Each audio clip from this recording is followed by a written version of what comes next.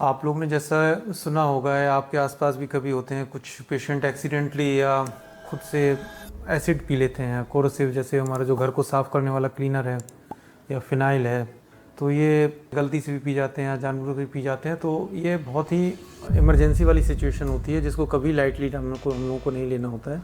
हमारे पास भी एक इसी तरह के केस थे जो करीब 1 महीने पहले 33 ईयर ओल्ड मेल थे जो आए थे हमारे पास, जो उसके पहले करीब 3 वीक्स पहले उन्होंने एक्सीडेंटली एसिड पी लिया था। तो उसके बाद उनको हम लोग ने एडमिट किया। इनिशियली हम लोग को इन्फ्लेमेशन वगैरह, सूजन वगैरह कम करने के लिए दवाएं चालू करनी होती हैं और एक चेक एंडोस्कोपी करते हैं उसी टाइम पे देखने के लिए कि कितनी इंजरी है ईसोफेगस में या स्टमक में, कितना इंजरी है।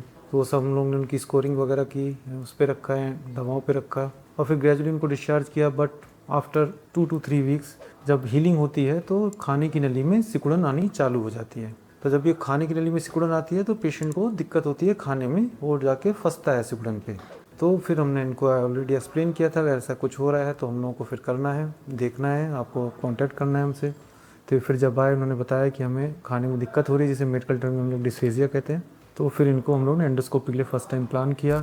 उस टाइम जब हमने एंडोस्कोपी की तो एक हमें ऊपर खाने की नली पे स्ट्रिक्चर मतलब सिकुड़न दिखी और उसको हमने उस टाइम पे डायलेट किया। जब इसको और अंदर डाला तो मिड पे भी था तो उसको भी डायलेट किया और पिछली बार इनको डायलेट करके भेजा, इनको सीरियल डायलेशन पे ही रखा हुआ था। और फिर लास्ट हम लोग अराउंड 3 वीक्स बैक इनको फुल डायलेशन तक कर चुके थे। 15 mm जो हम लोग का होता है, खाना वगैरह ये खा रहे थे। बट अभी 4 डेज बैक ये फिर से आए कि सर हमें फिर से फंसने की दिक्कत हो रही है। तो आज फिर हमने इनको एंडोस्कोपी के लिए पोस्ट किया है और अभी हम लोग देखेंगे कि अंदर जो सिकुड़न है वो कहाँ तक है, हमें कहाँ तक डायलेट करना है। तो जो अभी आपको करके दिखाऊंगा। टिकुड़न है, ये आप देख सकते हैं एंडोस्कोप में।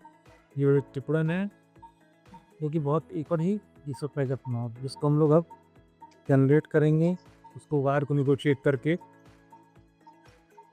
अंदर स्टमक में जाएंगे और फिर इसके ऊपर डायलेशन का करेंगे। ये वायर हमारा चला गया, अब इसको हम लोग कंफर्म करेंगे। ये हमारा वायर जो हम लोग सियाम फ्लोरो के वहाँ देख रहे हैं, इनका एक दूसरा स्ट्रक्चर नीचे भी है, उसको भी निगोशिएट करने की कोशिश करेंगे। और ये वायर हमारा सेकंड स्ट्रक्चर भी निगोशिएट हो गया। अभी हम लोग ईसोफेगस उसमें आ गए हैं, स्टमक में हमारा वायर आ गया है और हम लोग वायर एक्सचेंज करेंगे। अब इसके बाद हम लोग अपने स्कोप को बाहर लेंगे, फ्लोरो को स्कोप देखते रहेंगे, उसको पुश करते हुए खींचो। ये हमारे ईसोफेजल डायलेटर है, एसजी डायलेटर हम लोग कहते हैं। तो इससे भी हम लोग डायलेट करना चालू करेंगे। 7 से हम लोग अभी स्टार्ट कर रहे हैं, फ्लोरो को कंफर्म करेंगे। ये हमारा इजीली पास हुआ है, इसके बाद इसको हम सीरियली और बढ़ाएंगे और ये हम लोग स्टमक में आ गए हैं। 9 बहुत इजीली किया है। उसके बाद अब हम लोग 11 से डायलेट करेंगे। इनका हम पहले 15 तक कर चुके हैं, इसलिए पहले सेटिंग में हम लोग 3 ही बार डायलेट करते हैं। बट इनको हम लोग मैक्सिमम जितना हमें रेजिस्टेंस फील हो रहा है उस हिसाब से डायलेट करते हैं। 13 से कोशिश करेंगे इसको और ये आराम से जा रहा है।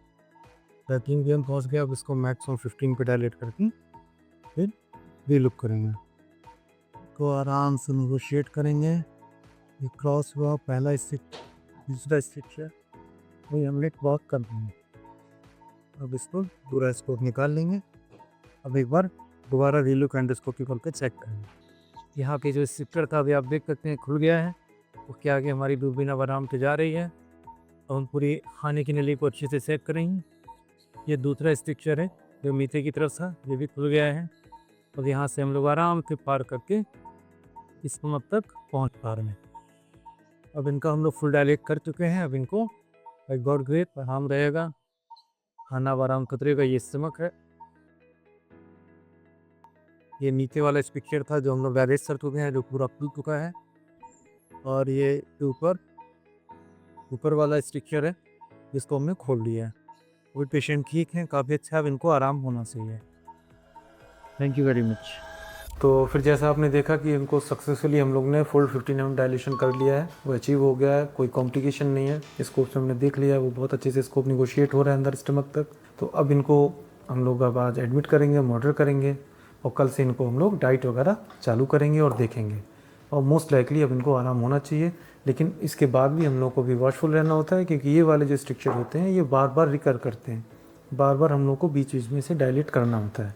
तो इन पेशेंट्स की हम लोग प्रॉपर केयर करेंगे, एडवाइस करके ही भेजेंगे। मैं डॉक्टर जुनैद हूँ, मैं गैस्ट्रोफिजिशियन हूँ। और आप लोगों को अगर कोई भी लीवर, पेट से संबंधित कुछ भी समस्या है तो आप नीचे कमेंट सेक्शन में आप कांटेक्ट कर सकते हैं या नंबर पे व्हाट्सअप कर सकते हैं, आप कांटेक्ट कर सकते हैं। Thank you.